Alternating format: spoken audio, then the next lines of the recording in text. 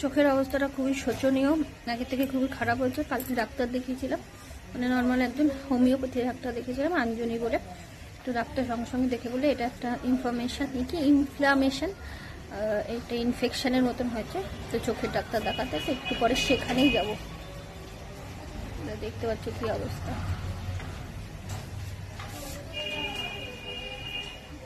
কি হবে কবে কবে, সামনেই বিয়ে বাড়ি আছে, এই চোখ নিয়ে তো যাওয়াও যাবে না।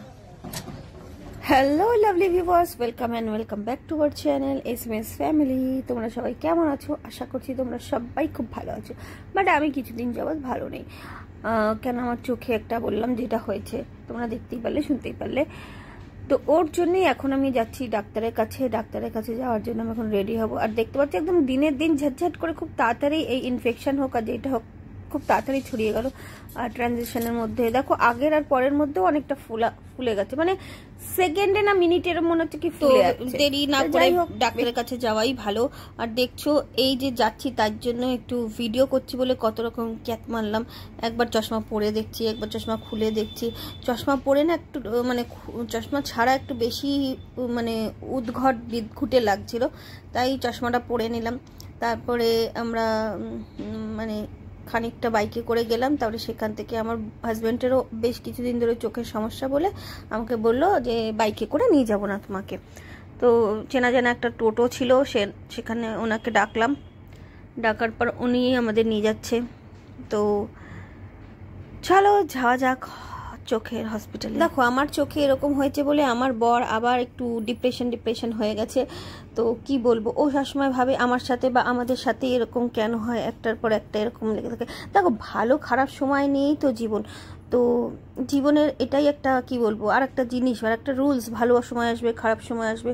হয়তো আমাদের সমস্যাটা বেশি দেখা যায়, কারো সমস্যাটা হয়তো দেখা যায় না, তাদের ভিতরে থাকে মানসিক চাপ, মানসিকভাবে কষ্ট, কেউ ফিল করতে দেয় কেউ ফিল করতে দেয় না। যাই হোক, এই সমস্ত কিছু নিয়েই তো লাইফ। তো ও খুব তাড়াতাড়ি একটুখানি কি বলবো আপসেট, ডিপ্রেশন এরম হয়ে যায় আমার কিছু হলে। তো তার মধ্যে দেখো আমি রিলস বানাচ্ছি, আমি কিন্তু এইসবের ধারে করি না। এইসব মজা আনন্দ করতে করতে ফাইনালি আমি চলেও আসলাম আই হসপিটালে। তো এখানেই আমি বরাবর আসি অনেক বছর ধরে, তো তাই জন্য এখানে আসলাম। তাই এসেই আমাদের একটা ফর্ম ফিল আপ করতে হলো। ফর্ম ফিল আপ করে না ফর্ম ফিল আপটা আমাদের আগেই হয়ে গেছিলো। তো যাই হোক, অনেক কিছু জিজ্ঞাসাবাদ করলো, কোন ডাক্তারকে দেখাতে চাই বা কিছু, আমি আগে কাকে দেখিয়েছিলাম তাকেই দেখাবো কি না অন্য কাউকে দেখাবো, এইসব প্রশ্নোত্তর দিয়ে আমরা লাইনে বসে পড়লাম। আর আমাদের বললো যে মানে আমার এইটা দেখে খুব ব্যথা হচ্ছিল দেখে আমি বললাম, তো উনি বললো যে হ্যাঁ আপনাকে আমি আগে দেখার চেষ্টা করছি। তো ওনাদের কাছে এরকম নিয়ম আছে। তারপরে গেলাম একবার কি চোখের মধ্যে ধূপ করে একটা টেস্ট করার জন্য হাওয়া দিল। তো তোমরা দেখতেই পারলে সমস্ত কিছু প্রেসক্রিপশন করে দিয়েছে আর একটা ওষুধ দিয়েছে খাওয়ার জন্য, সাথে একটা গ্যাসের ওষুধ দিয়েছে আর একটা আই ড্রপ কিছু একটা দিয়েছিল। তো কিছু খেয়ে মানে ওষুধটা খেতে বলেছিল। আমি যেহেতু অনেক সকালে খেয়েছি তাই জন্য আমার হাজব্যান্ডের ওইটুকু তর্স হইলো না যে বাড়ি গিয়ে ভাত খেয়ে তারপরে ওষুধটা খাবো। তো বললো রাস্তাতেই আমাকে স্যুপ তারপরে ব্রেড বাটার এইসব খাইয়ে তারপরে আমাকে ওষুধটা খাইয়ে দিল, যাতে আমার একটু হলেও ব্যথাটা বাড়ি যেতে যেতে যদি কমে, তাই জন্য। তো স্যুপটা কিন্তু দারুণ ছিল। খেয়ে দিয়ে আমি চলে যাই বাড়িতে। এবার বাড়িতে মা বসে রয়েছে ভাত এইসব তরকারি ফরকারি নিয়ে। এবার তো আমি বাইরের থেকে খেয়ে এসেছি, কী করবো কি বলবো। আমি একটু টাইম নিলাম, গল্প করলাম যাতে একটু নেমে যায়।